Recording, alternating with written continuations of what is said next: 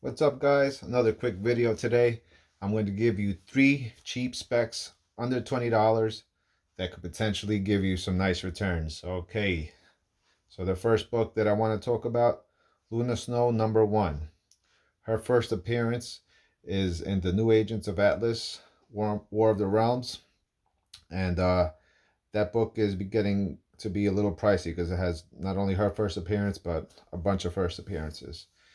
Issue 2 of that series has the first appearance of Swordmaster, who is now Iron Fist. But getting back on track, this book here, beautiful cover by In Hyuk Lee.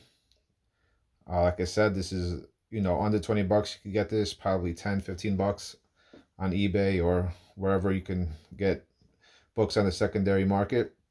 It does have a 1 in 100 virgin, which is really nice. This book without the trade dress. And it displays beautifully. 9.8 of those are going over $1,000. So Origins, right? Origins, they're, unless it's a major character, they're really not worth much, right? Like Doctor Doom and the Fantastic Four annual is worth, had a boost in price. Maybe the Galactus Origins, it has to be major characters, right? So why am I recommending this book? Okay. Well, aside from the cover, right? Because in the age of the slab, covers are very important. Luna Snow. All right, let's talk about her a bit here.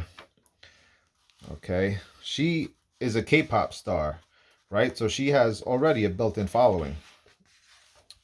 You can check out her song, which is by Krista Youngs, called I Really Wanna. And it's like it says there, from Marvel Future Fight. So like I said, she's already a popular character even before she ever hit comic books, right? And video games and music. All right. But like I said, this book does have a first appearance. All right. I'll get to that right in a few. Okay, here we go. So the first appearance I'm talking about is this character right here, the Joro Spider. All right. Pretty cool suit. She's an AIM agent, advanced idea mechanics, powerful evil scientists. They created MODOK, and they're just some bad dudes. And here's the accident that caused Luna Snow to become Luna Snow. Or actually, her name is Hyol-C, I believe. Hold on, let me get that. What do they call her? Seol-Hee. I'm sorry. Sol-Hee. I'm not sure, but correct me in the comments as to the correct pronunciation of that name. But Luna Snow, that's the first book that I wanted to talk about. The second book is this one here, Fantastic Four #15. Okay, so what is this book about? All right, so it's has a book of multiple first appearances, right? You have this team called the Unparalleled. They're sort of the Fantastic Four of a different universe. You got Sidearm, Elementa, Sky, Kalo, Citadel, Core, and Belter. All right. That's them right there. All right. Good looking artwork. And then you also have this guy. Now, who is that? That is the Overseer, right? That guy is actually the guy responsible for the cosmic storm that created the Fantastic Four, that gave them their powers, right? And there is some type of prophecy that the Unparalleled, which is that group of new characters, and had to protect their universe from the Fantastic Four. They thought that they were evil or there to, overtake their universe. All right, so let me talk a little bit more about this issue as far as numbers go, right? Like I said, under 20 bucks. It has a print run, according to Comic-Con, of 51,217 copies sold to distributors. Okay, now those are estimates, but they're pretty, pretty specific estimates. But at the same time, I do believe I grabbed this out of a Walmart pack. Now, the Walmart packs, I don't know this for a fact, but it seems like they get books that don't get sold out at the distributor level, right? They they're basically extra printed copies that didn't get bought up by comic book shops, and then Diamond or Penguin or whoever has to uh, you know, get rid of their overstock. Basically, they overprinted, so they probably assumed that this would sell more copies, and they printed maybe 60,000 and sold 51,000. The rest got put in Walmart packs or whatever. The 60,000 figure I just made up. I just, rounded up to the nearest 10,000. All right. The following copy of this, according to Comic-Con, sold 36,757. All right. The top sellers of that month was X-Men #1 at 255,724 copies of issue 1 first print. Number 2 was Spawn 301, the record breaker, 186,031. Powers of X at number 3 at 160,845 copies sold to distributors. Followed by House of X, 158,396 sold to distributors, almost an identical number. And the last, rounding up the top 5, is Joker Year of the Villain #1 with 128,632. So this book at, let's call it 55,000, is kind of lower print for that time range. All right. So lower print with for Marvel, right?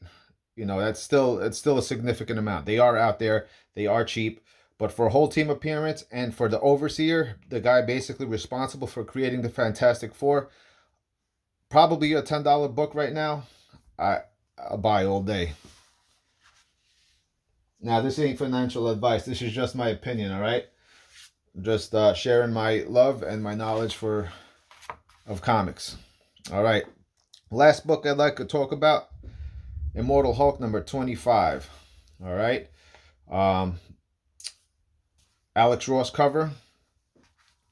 Pretty cool. Now, this is a strange book. I had to read it twice to kind of understand what's going on. This is a new Earth, a new beginning.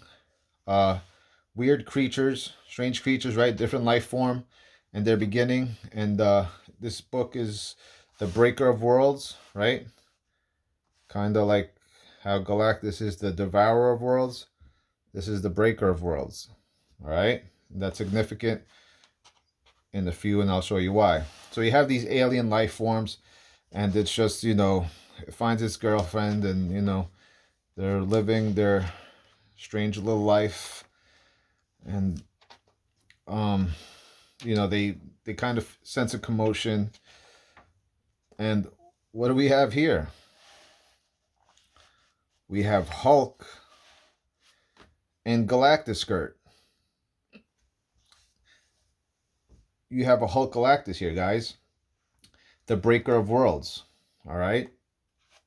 Instead of devouring worlds, he completely smashes them. Right? He plays punchball with planets. All right? Now, I know Titan's supposed to be the new next strongest Hulk, but I believe this to be the most powerful Hulk there is. Right?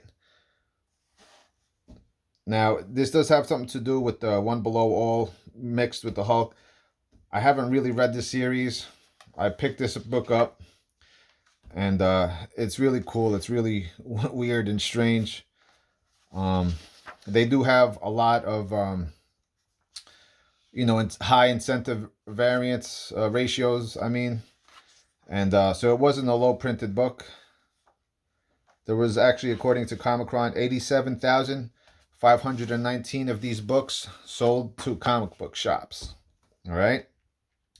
Now they have like a 1 in 25, or maybe two 1 in 25s, 1 in 50s, 1 in 100s, and I think a blank 1 in 200, and I think there's even a 1 in 500. I'm not even sure. But the book, in my opinion, to have for this, which is probably the lowest printed book, and like I said, this video is for books under $20, is the second print. According to Comicron, there was a feeble 824 copies sold to comic book shops. That's under 1,000 copies, folks. Now, it being Marvel, I do believe the minimum that has to be printed is 3,000. I don't know if that's a hard rule or what, but the what I'm thinking is that those copies, unsold copies, ended up in Walmart packs somewhere. So there's really no way to track down like an accurate number. Even these Comicron figures, they're estimates at best, right? But but but yeah, I believe there's less of that book than even the less than the one in 500, and definitely a lot cheaper buying too. And it's the same cover, Alex Ross art, just the sketch cover of it.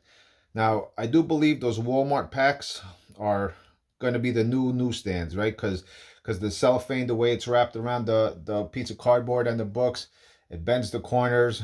You know, people throw them around, open them up to try and see if there's something special inside that, you know, they could snatch up or whatever. They are, you know, almost every single pack I get from Walmart has, you know, a defect on it. Some are pressable, some are not. You know, it just depends how bad the damage.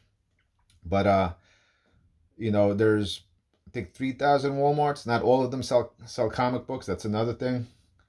And like I said, they get damaged. So I believe those to be the modern day newsstand, folks. There are opportunities out there. The way newsstands are, um, you know, you know, more wanted because of rarity, and especially in higher grade. I believe those newsstands, I mean those Walmart packs, to be the same thing. But I'm getting off track. So those were the three books I recommend under 20 bucks. I think they're worth a shot. And that's all I got for you today. Have a great day. Take care.